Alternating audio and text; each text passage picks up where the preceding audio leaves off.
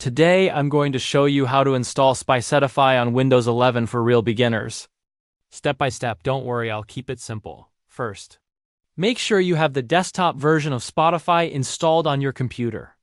Spicetify does not work with the Microsoft Store version. So if you installed Spotify from the Microsoft Store, uninstall it and download the normal desktop version from the official Spotify website. Once Spotify is installed, open it once and then close it completely. Now we're going to install Spicetify. Step 1. Open your browser and search for Spicetify GitHub. Go to the official GitHub page. On the page, scroll down until you find the Windows installation instructions. You'll see a PowerShell command that you need to copy. Step 2.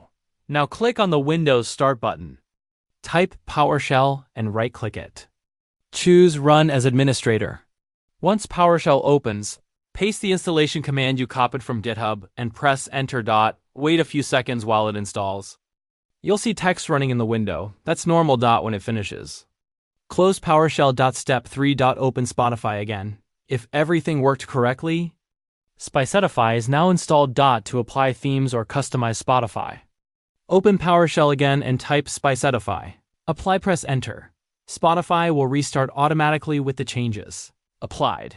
If you ever want to customize themes or extensions, you can download them from the Spicetify marketplace and apply them using the same command. And that's it. That's how you install Spicetify on Windows 11 as a complete beginner. If this video helped you, make sure to like and subscribe for more simple tech tutorials.